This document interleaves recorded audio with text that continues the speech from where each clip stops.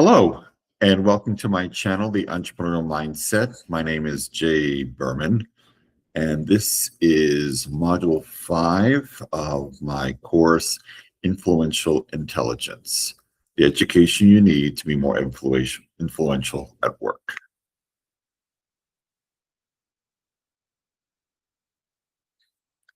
And today I'm just going to discuss effective communication.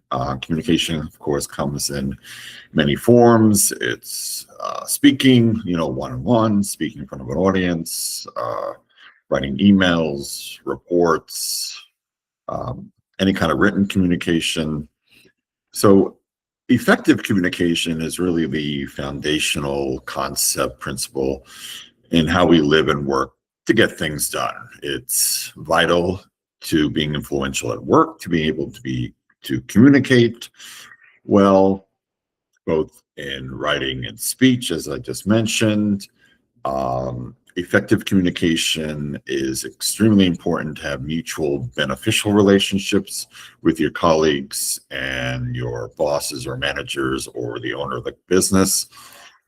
And effective communications allows you to produce good results at work.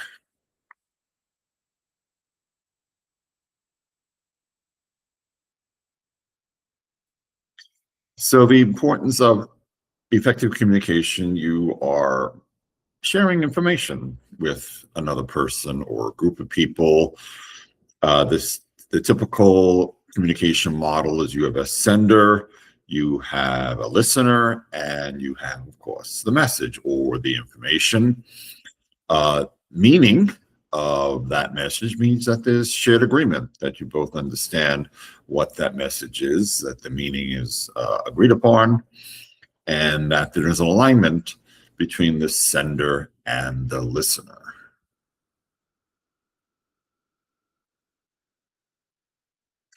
Now, there are quite a few barriers to effective communication. People have just different perspectives or opinions about things.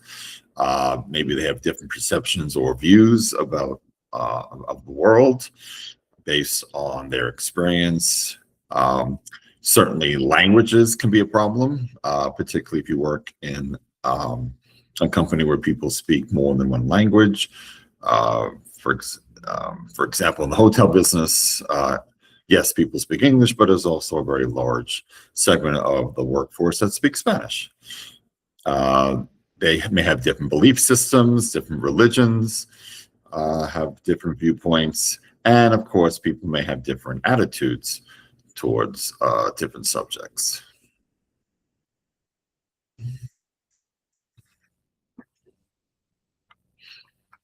There could also be the listener's environment. Maybe it's too noisy.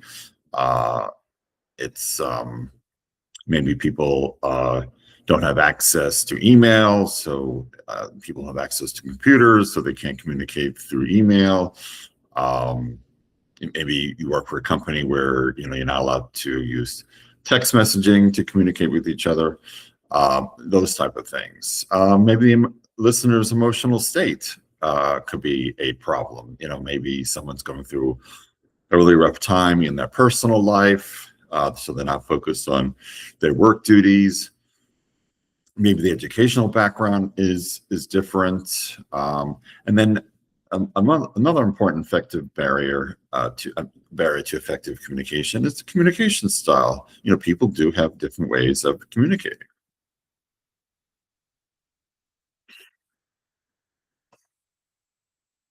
So the first one, communication style, somebody might be what we call an expressor.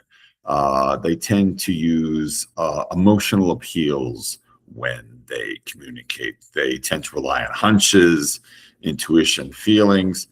They only rely on facts that are relevant to their particular goals. They enjoy being inspired by emotion to overcome challenges. They thrive on recognition, applause, feedback, and they prefer to ask, okay, so who is involved in this particular project? So they tend to ask who questions. They want to know who they're working with is very important to them.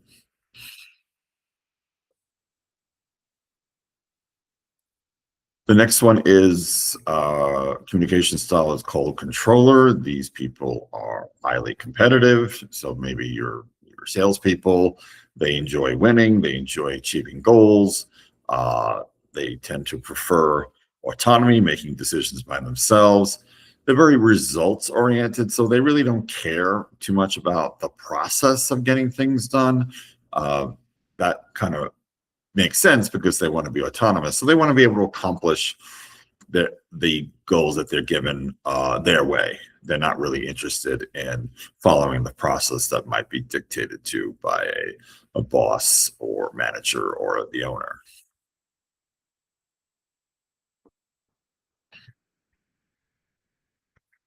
Then there is the supporter communication style. They enjoy supporting and helping colleagues. They prefer to follow established or systematic process for achieving goals.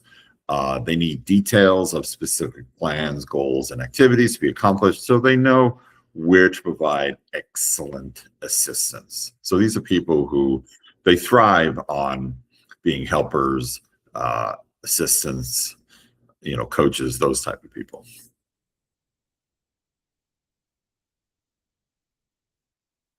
Then you have your analyzer communication style. They tend to rely on data, facts, and details. So these are your scientists, your mathematicians, your accountants, maybe your lawyers. They're very efficiency oriented. They like to ask how questions. They seek what is the most efficient manner to achieve goals. They dislike being unprepared. They're highly deliberative, like judges. They tend to oppose deadlines, or they rather not be restricted to strict deadlines. They want to be recognized for their diligent hard work and the results that are correct because the process that they choose is correct.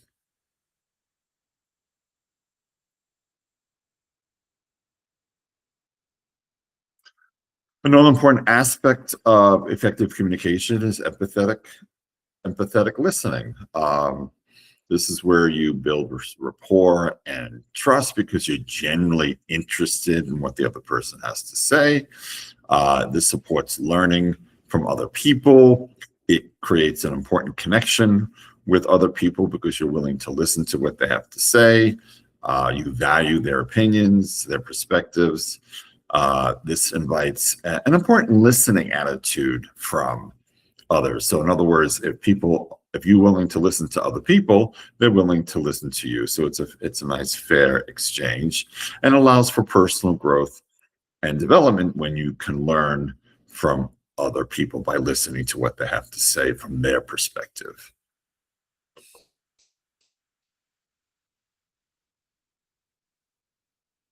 It also allows you to appreciate your colleagues' purposes. Uh, In other words, what are their goals? Why are they there? It avoids misinterpretations because when you're an empathetic listener, you're asking questions. You want to clarify things. You want to clarify the issues, the problems, and this allows you to exchange ideas and details. It provides a positive communication experience. It's very hard to be influential at work when you have an adversarial relationship with all the people that you talk to and all the people you listen to or have to listen to. In other words, listening should not be a chore. It should be something that you enjoy doing because you want to help the other person by listening to their problems, their grievances, perhaps their solutions, their goals.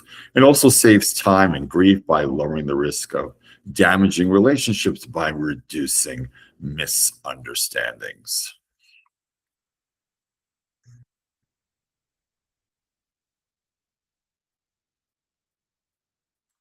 And just overall, when you do communicate with other people at work, the way you are, if you want to be influential, you really need to control your emotions, especially anger.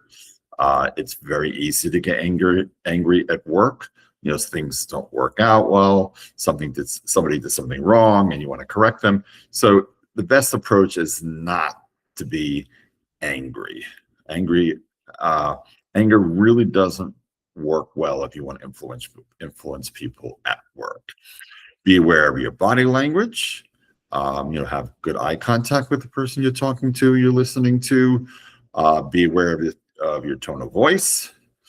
You don't want to come off as, haughty or arrogant.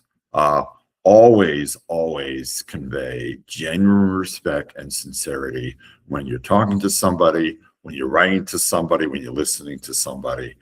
Always be sincere and respectful.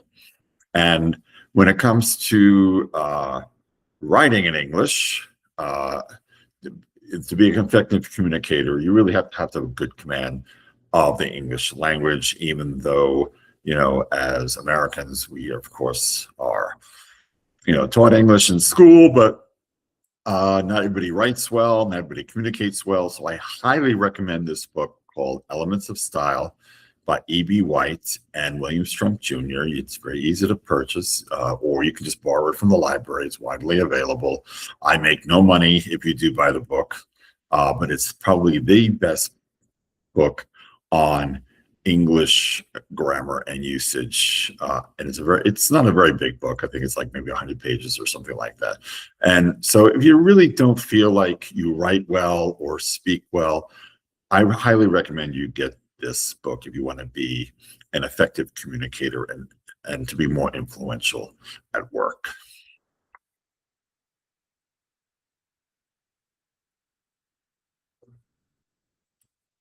And that's all I have for today. Thank you for watching. Any questions or comments, use the comment section below. Subscribe to my channel for more content in business education, entrepreneurship, and I'll see you in the next module. Thank you for watching again. Take care. Be good.